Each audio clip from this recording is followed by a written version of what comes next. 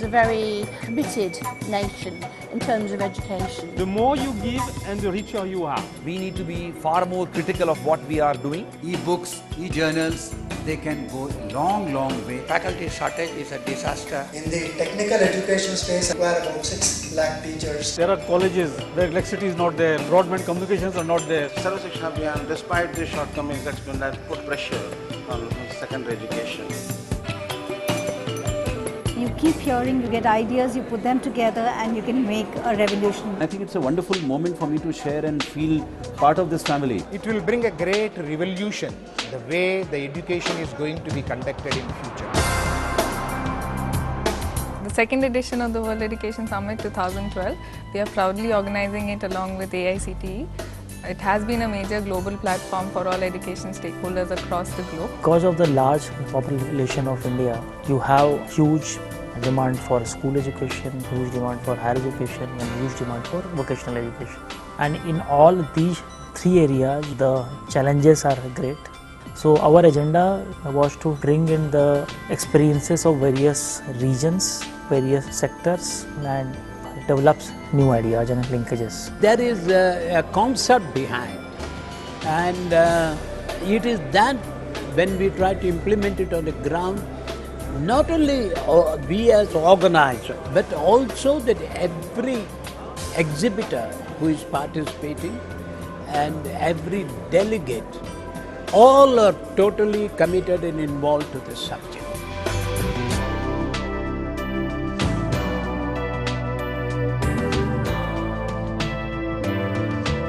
Our education policy stands on three pillars: access, inclusiveness, and equality. Education is also for living, for sharing, for growing, for culture, for civilization. Learning can be done very well from this, but this needs to be supplemented. When we look at it in an integrated fashion and when we look at an entire holistic learning solution, I think we can do wonders. We can really inspire minds and transform lives. I wanted to change the world for dyslexics of all ages. And to do that, I wanted to construct innovative screening for use across the world. We need to make a policy decision somewhere and realize that all our institutions, no matter what way they are run, can become research or quality institutions overnight. Policies of higher education in other countries, particularly in Asia Pacific region, in Middle East, in Latin America and Africa, how these countries are shaping their policies, because today India is competing with all these countries around the world. In most countries, particularly in Africa, we have a challenge of the skills mismatch. We have been able to produce a lot of graduates, but most of those graduates are now out in the streets. World over, an IIT graduate and IIM graduate is readily accepted by any country, by any company for employment. On the other hand, you have schools, you have colleges which do not have toilet facilities, where water doesn't come. We must not only all the time worry about what managements have to say or how the infrastructure is going to be. If you have one smart class in your class, that's enough. In your school, that's enough. The Government of India had taken very ambitious steps, particularly in the last few years, where major initiatives have been taken to build additional infrastructure. UNESCO organized a very interesting regional high-level experts meeting to reflect on what is the status of education for all now, as well as what is the education paradigm shift. The most critical factors that are being looked to today to drive these economies towards a sustainable future is research, innovation, and entrepreneurship. We should share our product or value addition during the university time, not just giving a degree and sending home. However, whatever circumstances may be there, but still teacher is the biggest connectivity between a student, or you can say a child, parent, as well as the society. A skilled worker, as an example I am telling you, if I just double inbound tourists, not much, hardly 5 million to add in my tourism sector. We need around the 3 crore skilled workers. How do we enable them to build their careers, their opportunities on a future, when you look at it from a future point? Do they have skills at a schooling level? Are the skills being developed? In simple words, ability is the underlying capacity, the underlying potential, like the potential in a seed. A mango seed is going to become a mango, an apple seed will become an apple. When you've got the underlying ability and you match it with a skill, then you get a talent. India has a great potential advantage in terms of demographic dividend that is fortuitously being available to us. And if we fail to harness this demographic dividend, not only the future generations will never forgive us, we would be squandering an opportunity that comes into the life of a nation only once. Most of these graduates and engineers we produce are not worth much. The quality is poor. So therefore, in the 12th five-year plan, our emphasis is going to be on quality. Actually, GER is to provide opportunity to people in the relevant age group to enhance their knowledge, competencies and skills to become more productive and useful for the economy. We are in the midst of a very crucial period where there is a possibility that we may be able to create a world-class education for our young. We need to create a knowledge society that has a practical base, practical use for the people. Our new generation, they are digital natives. It's most of the time we come to class, instead of teaching, we are coming for our self-learning. It's a planned and purposeful managing students and making sure that you enhance the experiences of the learning in a classroom. Information technology, communication technology, there are a lot of new tools that are coming which are rapidly changing. Today, the education sector is changing much faster because of these. Children require these curiosities to be triggered.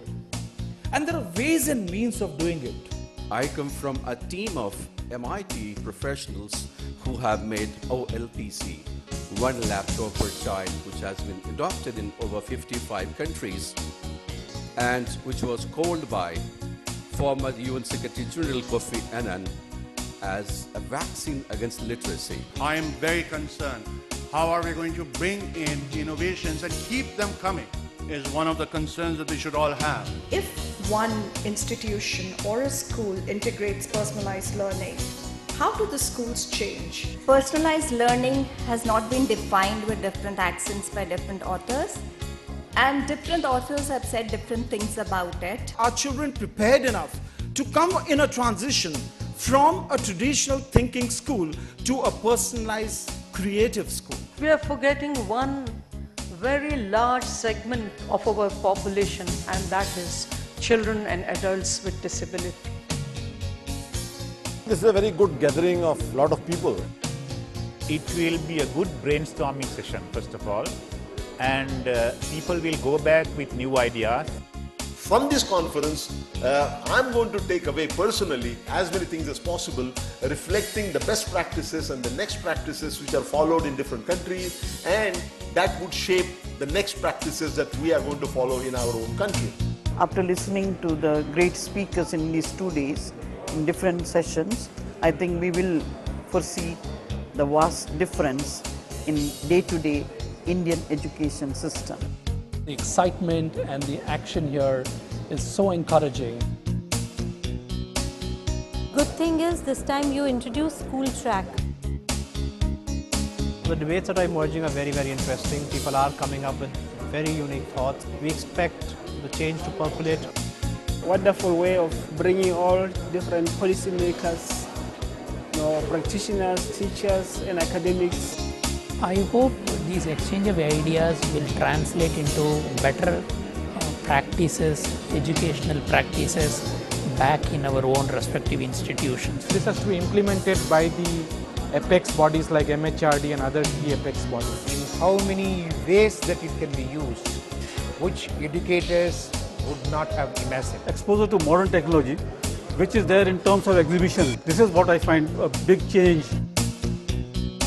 Also gave an opportunity to understand what are the products which are available in India. Creating the awareness of the people, importance of digital learning, and also the future of the education, some of the methodological advancements. On one side, it is people with lots of knowledge and they are reservoir of knowledge and experience. And on the other hand, there are people who want to do a lot in the field of education. We can have better networking with the people all around the world at one place. Indian education is huge. According to the presenters, it is the second largest education market in the world. So that means there are a lot of opportunities as well as the threats, as well as the challenges.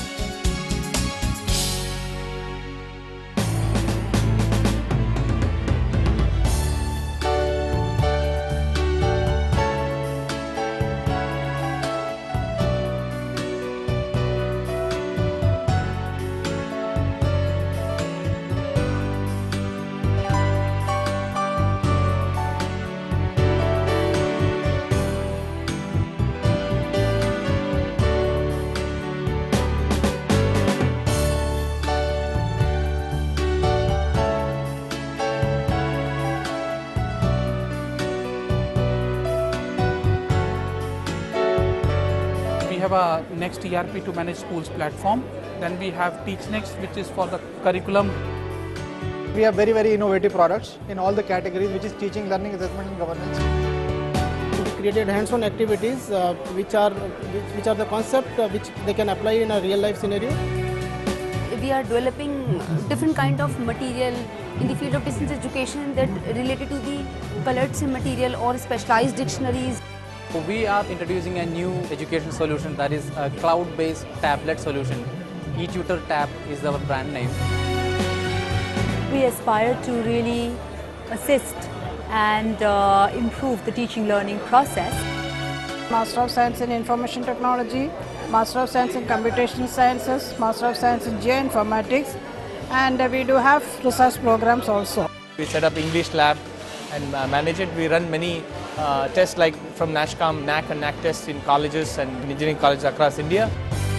Whatever you have, that is, you can automate like your admission process, your fee and everything that you can automate. Complete interactive solution for education, ultrasound for interactive projector, interactive board, IR interactive based solution. We can even be considered in the same league of international exams like IELTS and TOEFL that are used for overseas admissions. So this is a new kid on the block. We engage through our animations, through our evaluation tools, through our mind maps, through our discussion forums. Which caters to K-12 sections from 1 to 12.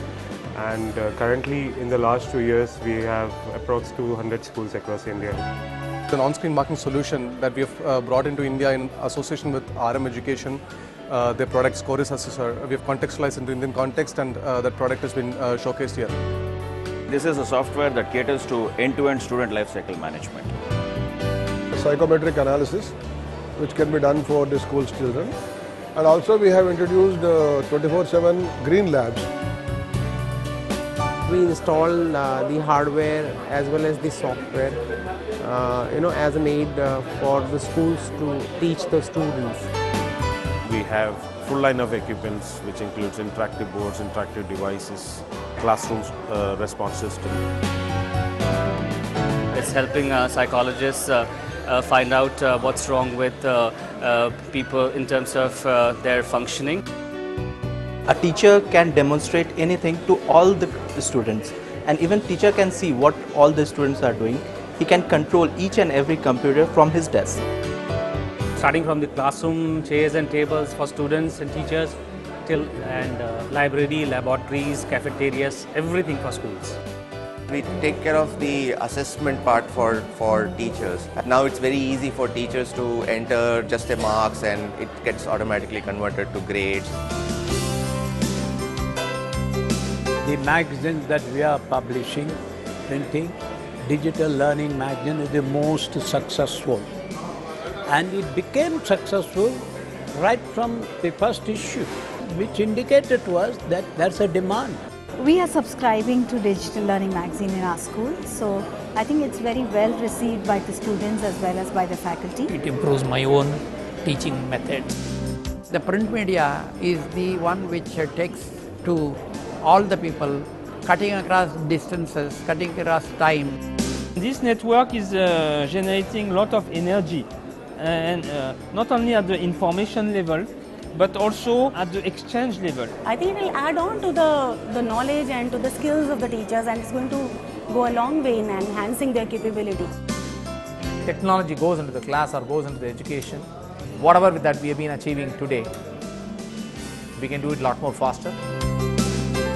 I think the biggest advantage of online-based resources is its ability to provide access to people in a country like India. The magazine covers a lot of contemporary issues on practical issues and a lot of people who are writers are actually practitioners in the classroom. So they come up with real practical answers and challenges that they're facing. We do have a shortage of teachers. We do have a shortage of certain relevant content. And I think so the magazine Digital Learning, by tying up all of these issues together, by addressing all of these issues together, is doing a human's job. These magazines are working to propagate the effective use of these technologies. These are very useful. We can have theme-based magazine on the current issues related to education. It will serve more purpose and it will remain as a permanent copy with the people. Digital magazine will go a long way, and when it reaches to the right hands, it will be beneficiary for the younger generation.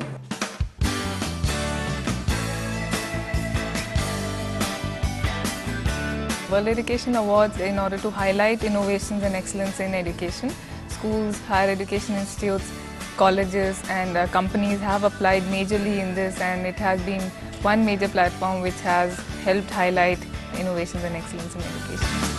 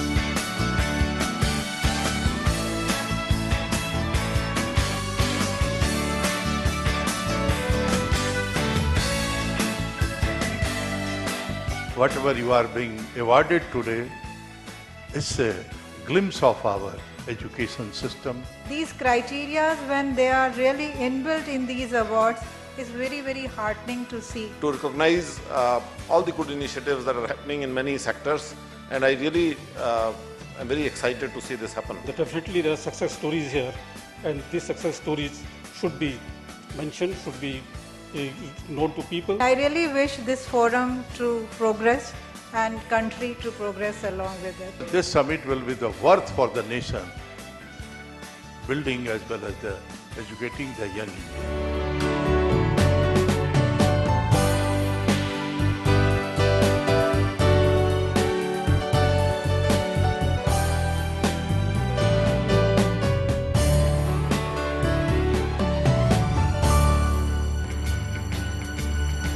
I would like to invite organizers to come to Sri Lanka to have the World Education Summit in Sri Lanka. Whatever seed has been put in this summit of 2012 will continue to grow. Students can be involved, Because students, it's very important to listen to their perspective. The path you are taking is right, and maybe you should expand it to include extra regional countries as well. We need to get educators from countries like China, Singapore and US. I would like to see more regulators. Whatever I have gained right now in these 2 days, let me go back, let me implement. The energy and the momentum which I got generated and the enthusiasm which I got generated for World Education Summit is amazing.